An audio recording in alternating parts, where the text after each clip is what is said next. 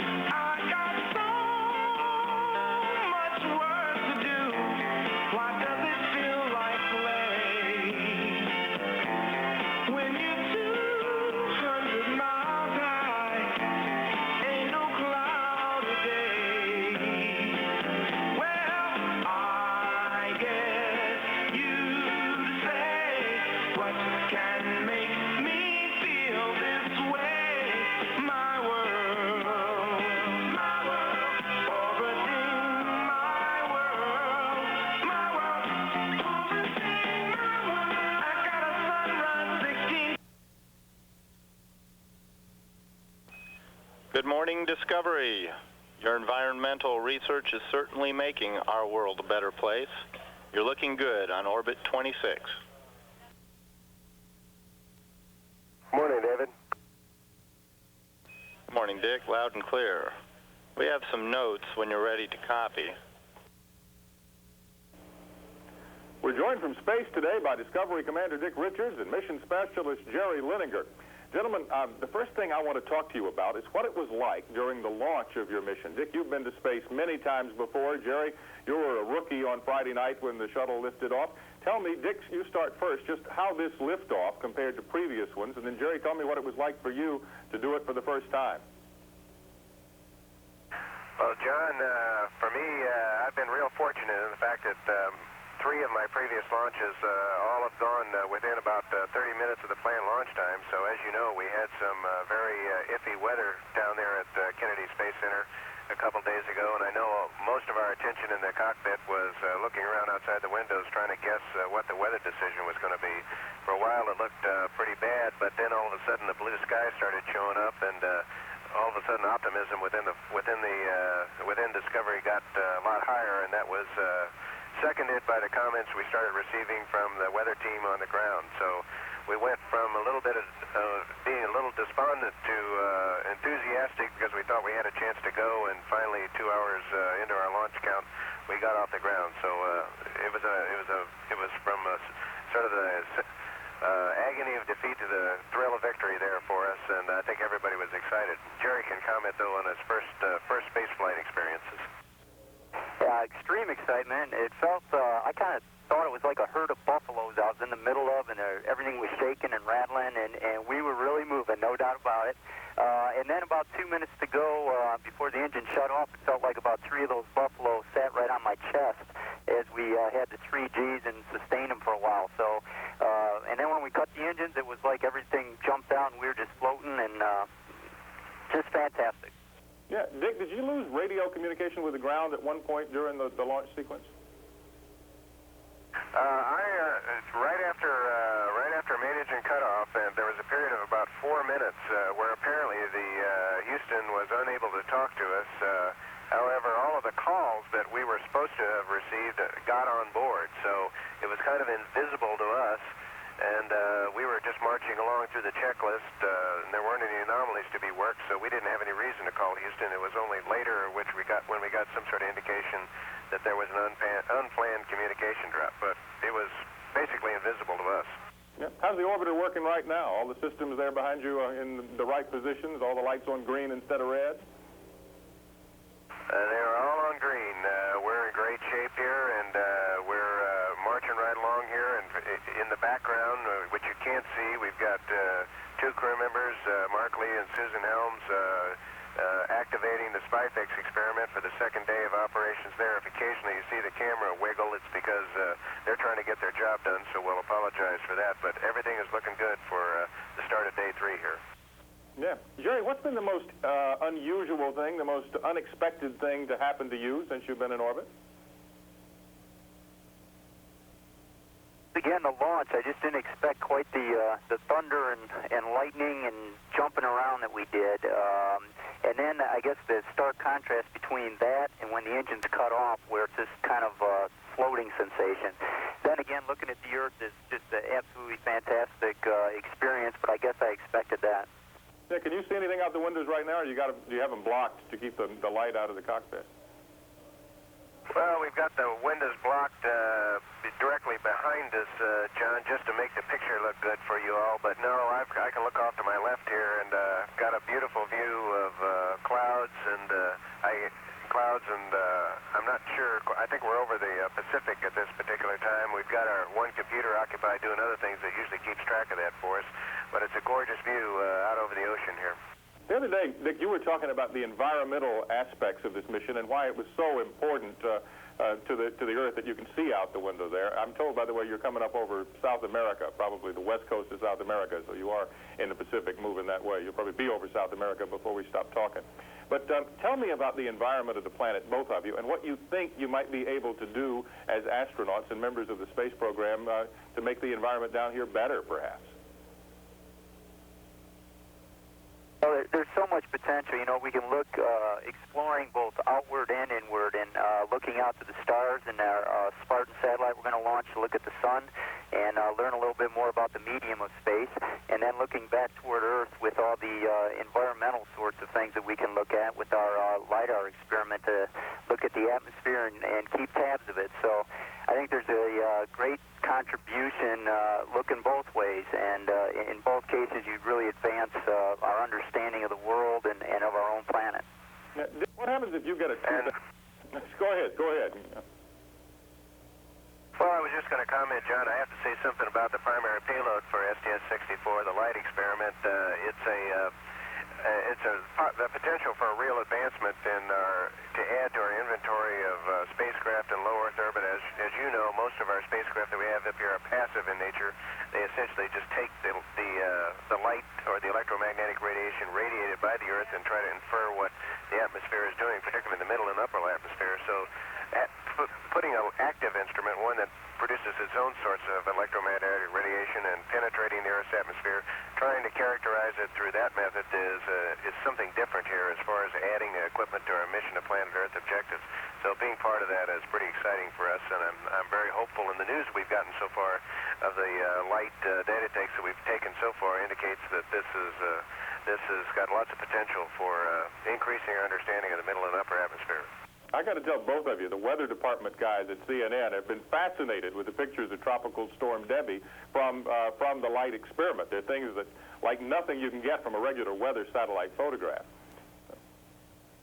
That's good to hear, John. No. Go ahead. No, that's good to hear. We just got a little bit of news in the morning mail that was sent up that they had been able to look at Tropical Storm Debbie, and that was very exciting. I wish we could see some of it. Yeah, no kidding. It's too bad that we can see the data on the ground, some of it before you guys get to.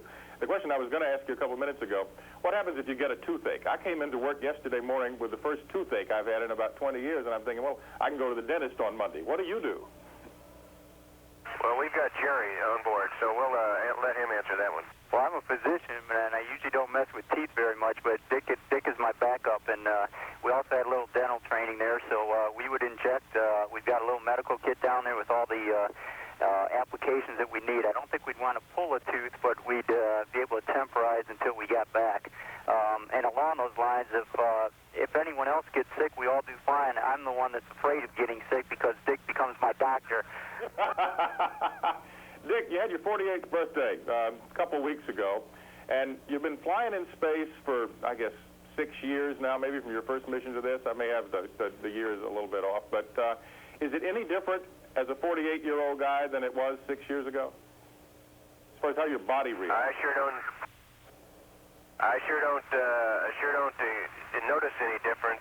The only thing I have noticed on my fourth flight is the fact that my body's memory of how it experiences space flight, particularly the first few days, seems to be better because I'm overcoming the effects of being in a suddenly going from a 1G environment 8 minutes later being in a weightless environment much faster, and I guess I attribute that to the fact that my body just remembers what it's like to be in space.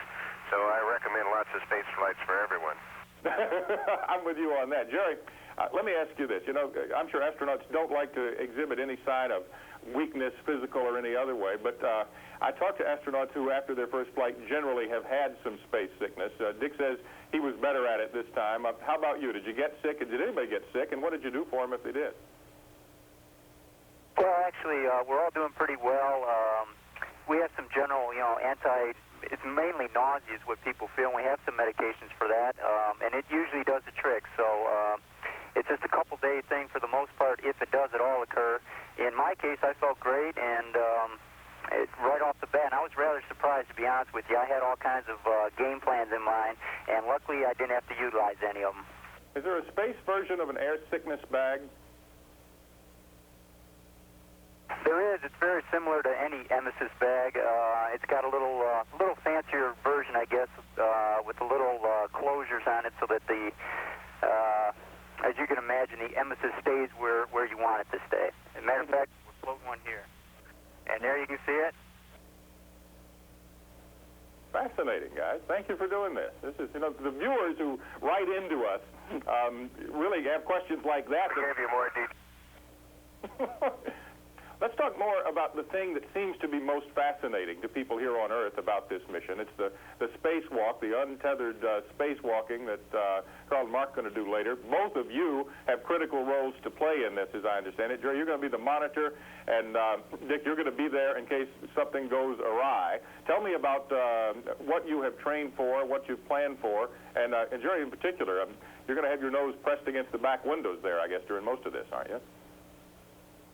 More or less. I'm more or less choreographing the whole thing. I've been through training with Mark and Carl, and Mark and Carl have done just an outstanding job. And I'm sure this untethered backpack safer EVA is just going to be absolutely fabulous. If I wasn't so busy, I'd be snapping pictures 100 miles an hour, I'm sure, because we're going to get some spectacular shots. But we've got Blaine Hammond that'll squeeze out of his duties, and we'll all try to get to the window so that you all can see a little bit of it.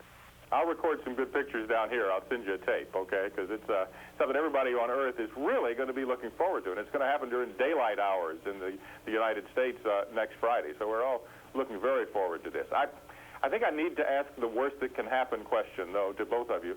Dick, let's say something goes wrong with these jetpacks and Carl Meade or Mark gets to a point where he can't get back unless you move the shuttle. How much have you prepared for that, and how would it work? Well, we've prepared extensively for that. We've got some very good simulators in Houston, which I think we've about stepped through every possible scenario here for these failure modes that you referred to. Essentially, what would happen is, first, the most important feature of it is just to recognize that a failure has occurred. A lot of times, Carl and Mark, when they get out there, they get oriented into a position where they may or may not be able to see orbiter structure, so it's hard to tell then. They don't have anything to determine their rates from, and sometimes we can see it inside the vehicle more quickly than maybe what they can. Other times, if they do have orbiter structure, they see it much quicker than we do. It's just a question of recognition, and then there's just a few simple steps that we go through to save the safer system, and then it's a question of flying the orbiter over to them. I don't consider it very much different than what we would do, what we were going to do the day before, which is re-rendezvous with the Spartan satellite, grapple it, and put it back in the payload bay. It just, whether it's a human being or a spacecraft, once it's non-maneuvering, it's a question of just flying the orbiter up, getting it in a close proximity so they can reach out and grab an arm. It's much easier, of course, with a human because they've got eyes and hands to deal with, and so we just have to get them relatively close. Yeah, okay. Jerry, one of your primary responsibilities on this mission is to look after these getaway special canisters, look like garbage cans to me, out in the cargo bay. What are some of the more interesting things going on in those?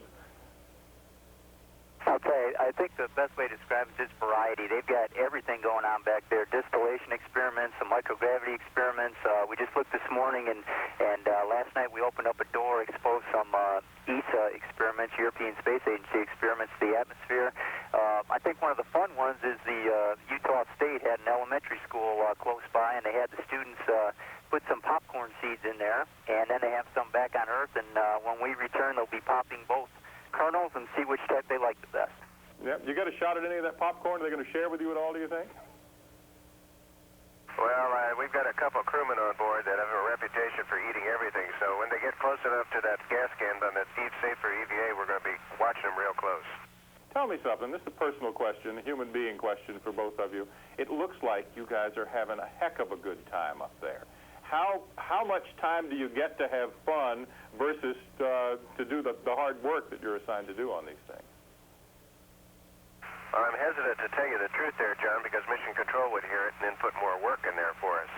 But honestly, we've got a great work environment here, and just doing work is fun, in my opinion.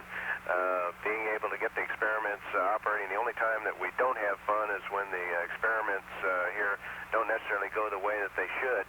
And of course, we've worked with these people on the ground, and we know that they've put many years of work on almost all of these things on board. So we really feel for them when things don't work, but we're exhilarated when things do work properly.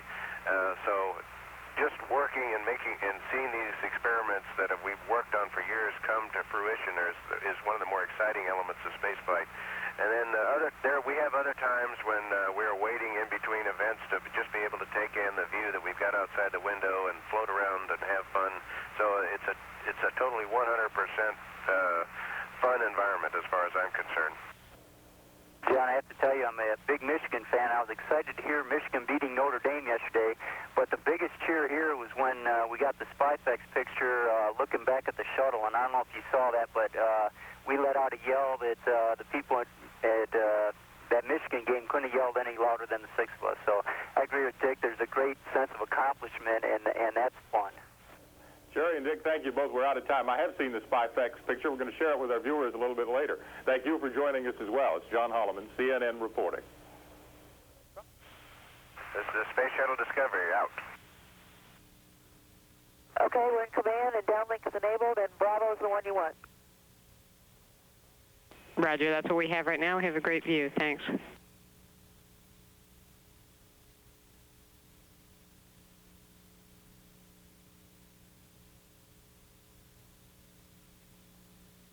This is Mission Control Houston. This view is from a camera located in the back portion of Discovery's payload bay.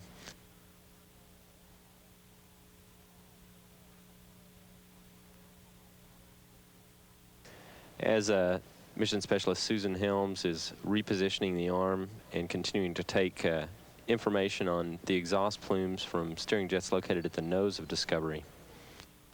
Attached to the end of the arm is the Shuttle Plume Impingement Flight Experiment and its packet of instruments right at the tip.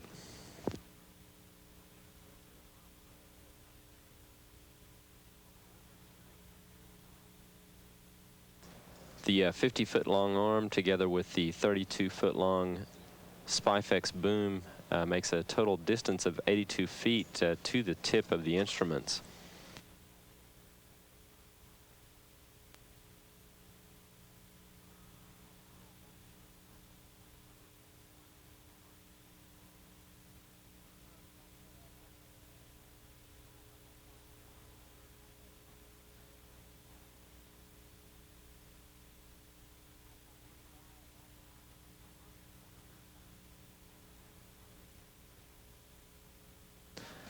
Discovery just now passing above South America with a view of the Chilean coast in the background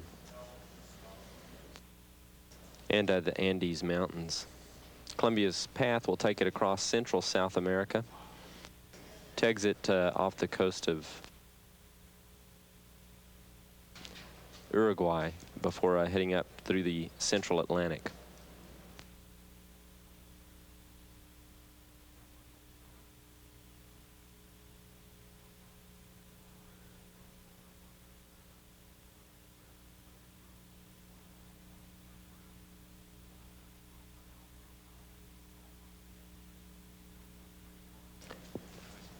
This view now shows the business end of the Spidex boom with the instruments tilted downward in position where they are during jet firings.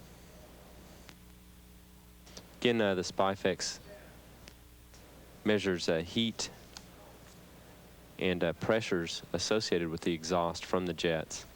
Also below, again, the coast of South America as Discovery continues northward.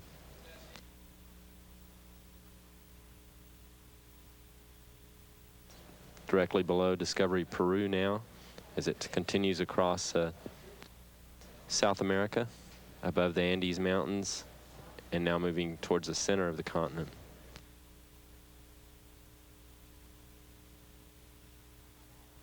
With Lake Titicaca in the background.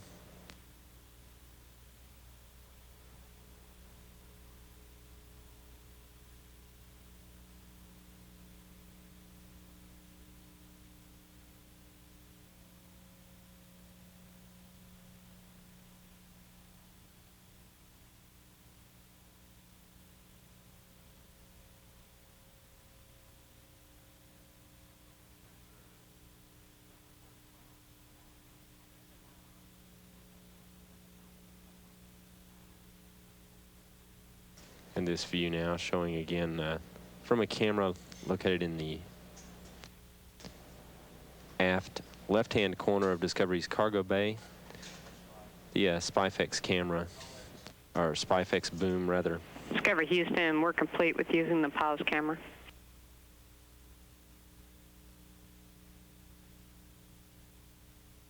Copy. Spidex boom extended out over the nose of Discovery for continuing this series of jet firings.